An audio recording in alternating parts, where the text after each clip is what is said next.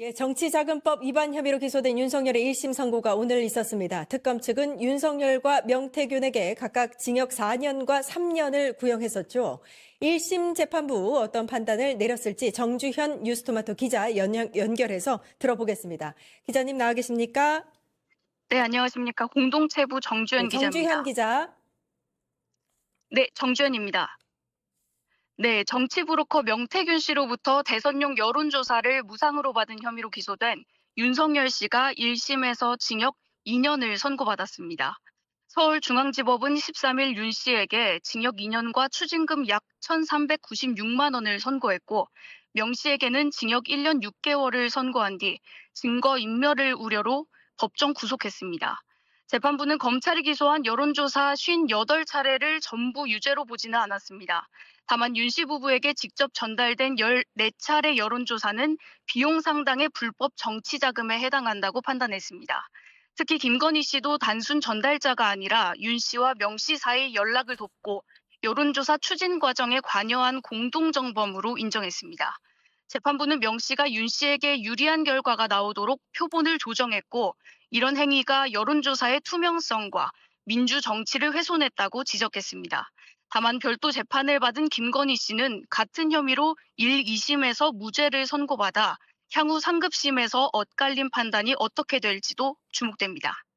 예, 정주현 뉴스토마토 기자와 재판 관련해서 브리핑을 한번 들어봤는데요. 지금 스튜디오에는 류혁 전 법무부 감찰관님 나와 계십니다. 감찰관님 안녕하세요. 네, 안녕하십니까. 예, 오늘 재판이 매우 의미가 있는 것 같습니다. 네네. 사실 지금까지 관련 혐의에 대해서 김건희는 1심, 2심 모두 무죄를 받았거든요. 네, 그런데 이제 그렇습니다. 윤석열은 어떨까? 지금 1심 선고를 받았더니 징역 2년이 나온 거예요. 명태균은 오늘 심지어는 법정 구속됐습니다. 예, 예. 오늘 재판 어떻게 보셨어요? 뭐 여러 가지로 뭐 지난번 김건희 씨에 대한 그 명태균 씨 관련 사건 정치자금법 위반은 그 판결 무죄 선고에 대해서 좀 못마땅해 하신 분들, 그렇죠. 좀 상당히 좀 납득할 수 없었던 분들께서 오늘 판결을 보고 아 이건 좀 상식적으로 받아들일 만하다 이렇게 생각하셨을 것 같습니다. 예. 그렇게 생각하시는 분들이 많을 것 같고, 다만 뭐 제가 생각하고 있는 것은 이 사건의 내용이라든가 이런 것에 비춰보면은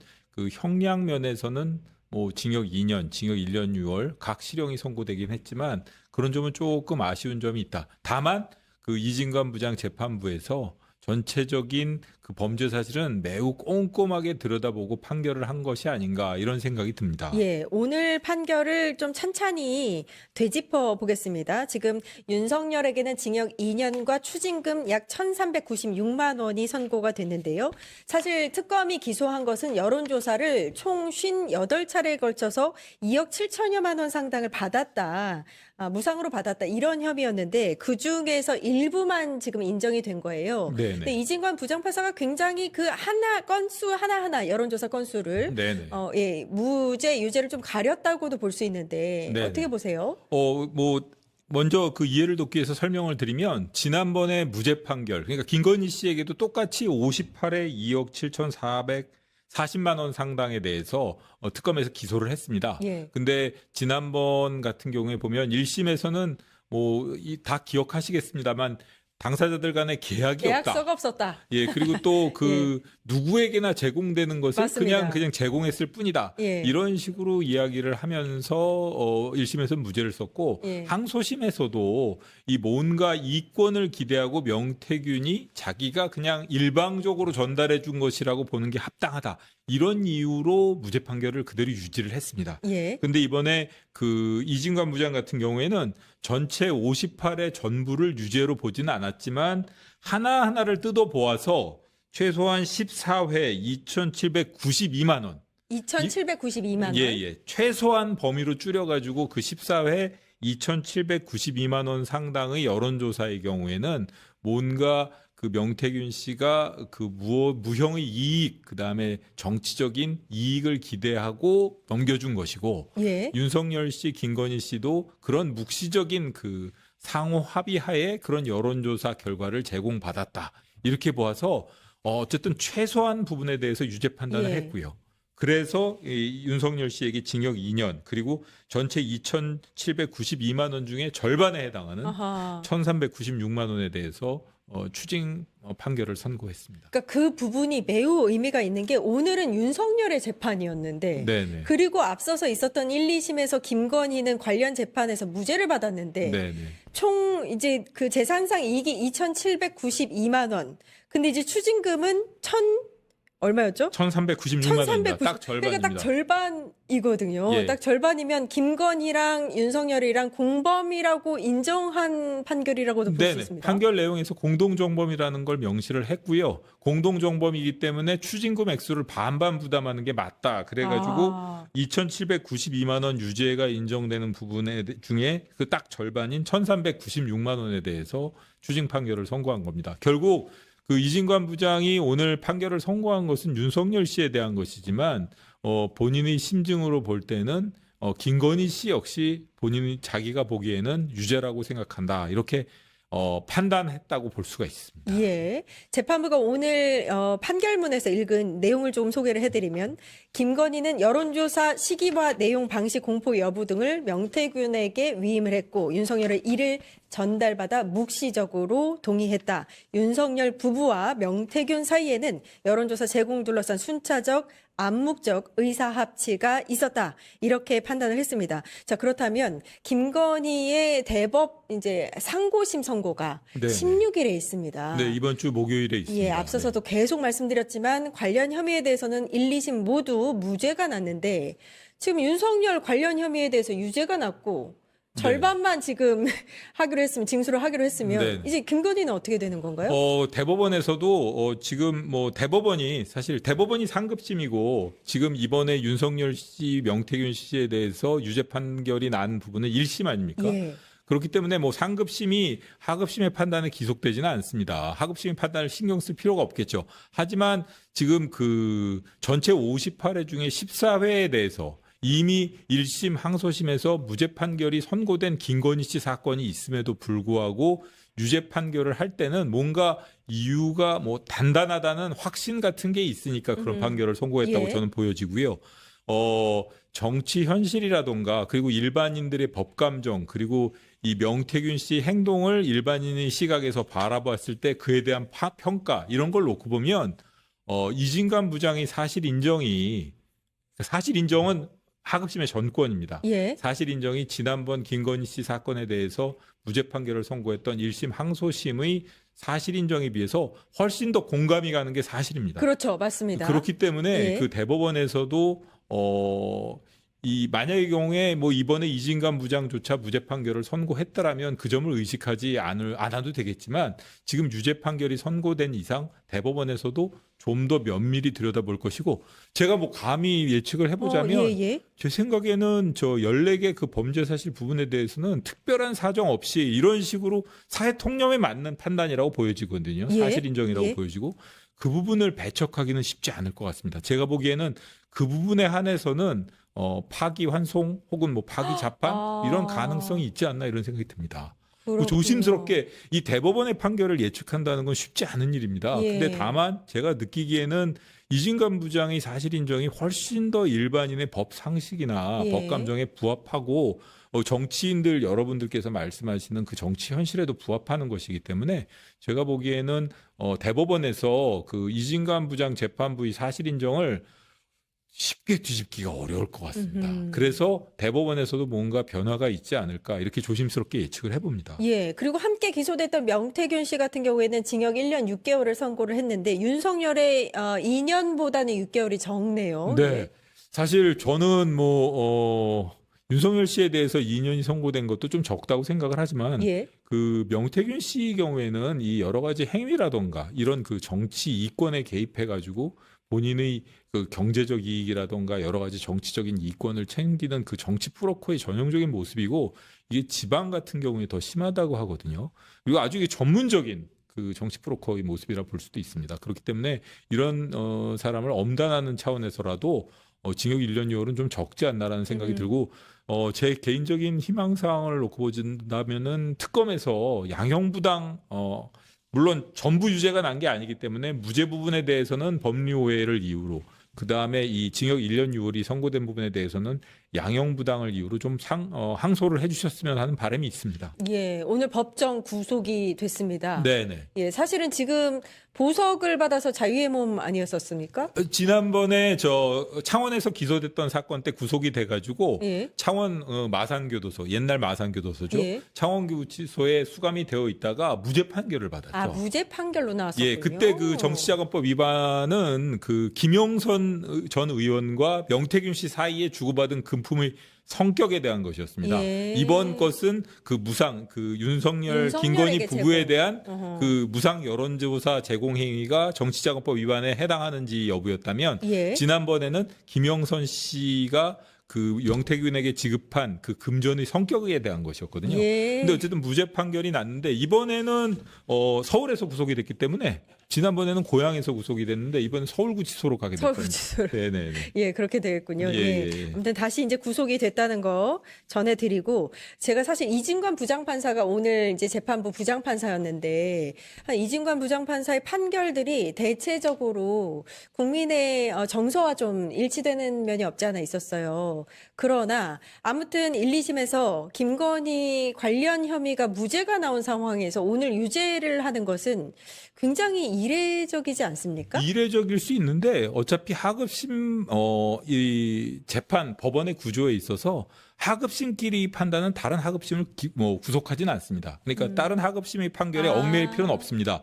물론 당해 사건에 있어서 상급심 대법원의 판단은 하급심을 얽매입니다. 구속을 예. 합니다. 예. 그런데 어쨌든 이진관 부장이 1심, 항소심, 유사 사건, 그러니까 같은 사건의 다른 피고인에 대한 무죄 판결이 있는데도 불구하고 이번에 단호하게 14번의 하나하나 범죄 사실에 대해서 유죄 이유를 밝혔거든요. 예, 예. 그리고 또 지난번 아. 무죄 이유 중에 하나가 계약서가 없다는 내용이 예, 있었지 예. 않습니까? 근데 그 판결 이유에서 계약서의 유무는 범죄의 성립에 영향을 미치지 않는다고 단호하게 얘기를 했습니다. 아, 그랬군요. 예, 그런 점에 비춰보면은 분명히 본인이 유죄에 대한 확신이 있었다고 생각하고 본인이 그런 판단이 항소심에 가서 뒤집어지면 아무 소용이 없는 거 아니겠습니까? 예, 예. 항소심에 가서도 유지될 거라는 뭔가 확신이 있지 않았나 이런 예. 생각이 듭니다. 자, 오늘 재판 이 판결을 보고 굉장히 불안해할 한 사람이 있습니다.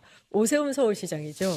예, 오세훈 서울시장 역시 무상 여론조사 제공을 받은 혐의로 지금 재판을 받고 있고 22일에 선고가 예정되어 있습니다. 한 열흘도 남지 않았는데 이게 지금 좀 영향을 미칠 것도 같습니다. 기본적으로 오세훈 시장 그 사건과 관련해 가지고는 조금 내용은 한번 말씀드리자면은 이 무상 여론조사가 아니라 여론조사가 있어가지고 오세훈 시장 측에 제공이 됐는데 그 여론조사 비용을 누군가가 대납을 오세훈 했다? 시장의 지인인 김모라는 사람이 대납을 해줬다. 아, 이런 내용입니다. 근데 예, 예. 그 오세훈 시장 쪽에서는 그 김모라는 사람의 대납과 자신은 무관하다라고 주장을 하고 있는 것이고 이 특검 쪽에서는 오세훈 시장과 김모라는 사람과의 관계라던가 여러 가지 상황에 비춰보면 대납을 부탁해가지고 대납된 것이다. 이런 내용이거든요. 결국 기본적으로 여론조사가 있었던 사실 그리고 김모라는 사람이 그 여론조사 비용을 지급한 사실은 인정이 됩니다. 그 관계에 있어서 그 김모가 지급한 것이 오세훈 시장과 어떤 관계에서 지급된 것이냐 그게 중요한 것인데요. 예. 결국 제 생각에는 이거는 사실 인정은 법원의 전권이니까 지금 제가 전체 기록을 못 본 상황에서 뭐라고 말씀드릴지는 없습니다만 만약의 경우에 유죄 판결이 선고된다면 증거를 배척해서 무죄 판결이 선고될 수도 있겠죠.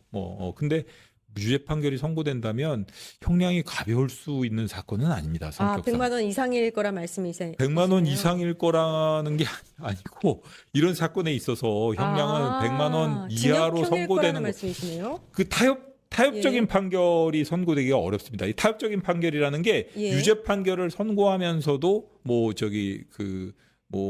상실형 그러니까 당선 무효용을 선고하지 않는 그러니까 예를 들어 벌금 90만 원 이렇게 선고하는 경우가 있는데 이 사건은 성격상 만약에 유죄가 인정된다면 100만 원 이하를 기대하기는 대단히 어려운 상황입니다. 그렇군요. 지금 특검은 1년 6개월 구역을 했고요. 추징금은 3,300만 원입니다.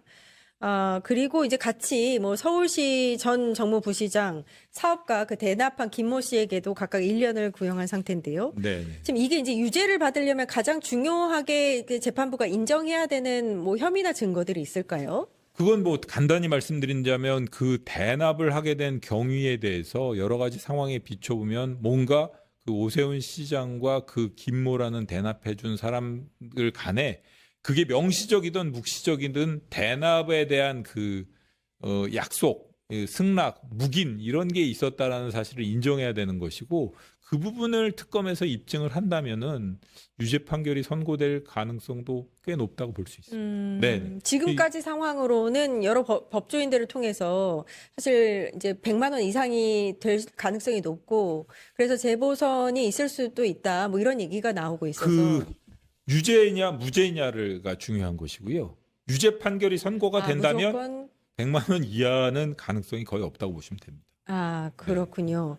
유무죄 관련해서는 가능성은 어떻게 보세요? 유무죄 같은 경우에는 제가 보기에는 이게 지금 전체적인 경위라든가 제가 사건 기록을 안 본 상황에서 뭐 조심스럽게 말씀드릴 수밖에 없는데 여러 가지 상황에 비춰보면은 특검에서 기소한 상황 그리고 뭐 이 김모라고 대납해 준 분이 완전히 오세훈 시장과 무관한 관계는 아닌 것 같더라고요. 그리고 명태균 씨가 또 자신 있게 또 본인이 이 사건에 대해서는 증언해 놓은 내용도 있고 그래가지고 예. 제 생각에는 이게 무죄를 받기 쉬운 사건은 아니지 않나 이런 생각이 듭니다. 예, 민주당에서도 관련 입장을 냈는데 이제 오세훈 서울시장의 그 혐의가 지금 윤석열의 사건의 구조나 등장인물 적용된 법 조항이 매우 유사하다. 법의 그 저울은 누구에게나 공평해야 한다라는 입장을 냈는데요. 예, 한번 뭐 이거는 결과를 보도록 하겠습니다. 네. 22일에 법원 판결이 있습니다. 오세훈이 국무회의에 참석한다. 대통령에게 부동산 정책 의견 낸다. 요거 누가 뿌렸을까요? 서울시에서 뿌렸습니다. 즉 자가 발전을 했다는 얘기죠. 네. 그래서 오늘 국무회의에 나와서 오세훈이 얘기를 하면은 뿜뿜하는 언론 플레이. 만약에 말을 안 시키면은 오세훈이 나갔는데도 말을 안 시켰다고 언론 플레이. 네. 요걸 하려고 뿌린 걸 SBS 보도했죠. 네. SBS가 받아갖고 역시 SBS 그렇게 보도를 했습니다. 아니나 다를까 오세훈 나와서 대통령 진행하고 있는데 잠깐만요 나 한마디 합시다 라고 얘기하다가 어떻게 되는지 한번 보시죠. 총리님, 저 서울시장 말씀 좀 드려도 될까요? 지금 이 건은 그냥 국민 대토론회가 있으니까요. 그냥 요건으로 넘기면 좋겠습니다. 공급 관련해서 7월 14일 날 국토교통부 있고요. 금융 관련해서 7월 15일 날 금융위원회 있고, 세제 관련해서 7월 16일 날 재정경제부 있습니다. 요건 관련해서는 국민 여러분들께서 정리 많이 참여하시고 의견 주시면 좋겠습니다. 시장님 주실 거는 서류로 받도록 하겠습니다. 예, 그러면 방금 전에 이 부분에 대해서는 원안대로 접수하겠습니다. 총리님, 방금 전에 서울시가 준비한 보고서를 정책실장님하고 국토부 장관님하고 부총님께는 전달을 드렸습니다. 네네. 오늘 뭐 발언 기회를 안 주실 것 같으니까 보고서 내용으로 그럼 대체를 하겠습니다. 네, 잘 네, 참고하겠습니다. 그 보고서 혹시 내시면 서울시의 재건축 재개발이 현재 어떻게 진행되고 있는지 지금 일반적으로는 공급 물량이 많이 부족하다고 하는데 왜 그렇게 됐는지 현황 보고도 좀 넣어서 해주십시오. 네, 들어 있습니다. 네.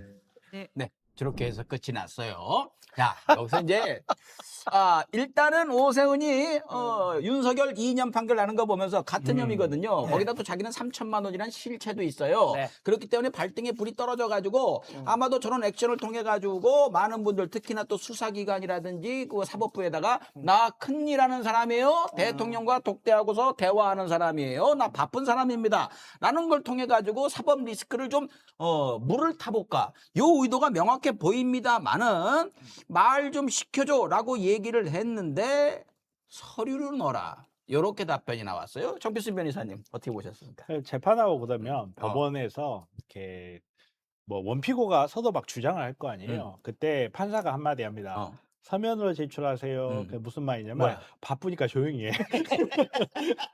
내 시간 뺏지 마라. 네 얘기 뭔지 뻔히 알아. 알겠으니까 그 아. 서류를 제출하면 우리가 혹시 볼지도 모른다. 저 형 참 마음에 들어. 난 저 형이 참 마음에 들어.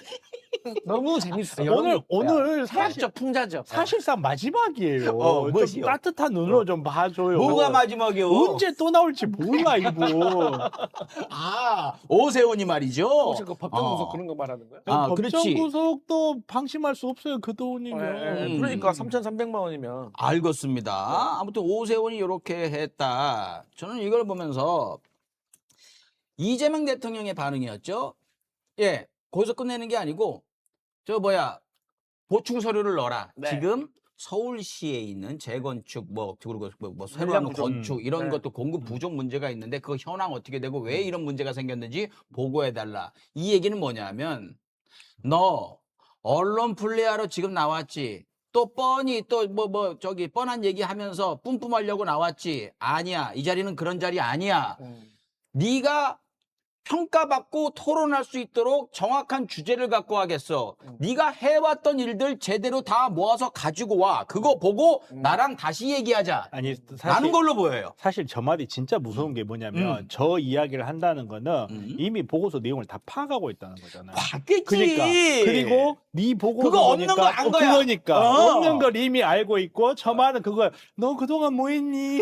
그거거든. 그걸 한 거예요. 그래서 오세훈이 안 나올 수도 있다라고 얘기를 한 거예요. 제가 말씀드렸지만 예? 그 오세훈의 그러니까 재건축 재개발은 신속 통합 기획이라고 하거든요. 오세훈이가 하는 오세훈이 게. 스스로. 근데 제가 몇 번 말씀드리는데 그거와 관련해 가지고 후보지가 신속 통합이라는 것은 우리가 재개발 재건축을 하는데 절차가 그냥 간단하게만 해도 한 8가지가 있거든요. 8개의 절차가 있어요. 근데 그 절차를 간소화 시켜 가지고 진행을 빨리 하겠다라는 거예요. 예? 그게 이제 오세훈이 주장하는데 이건 새로운 게 아니고 모든 사람들이 이름만 바꿔서 다 주장을 했는데 그 후보지가 오세훈 때 200개가 넘은데 제가 마지막으로 듣기로는 그 후보지가 200개가 넘는데 거기서 시작된 게 6개밖에 없다고 들었어요.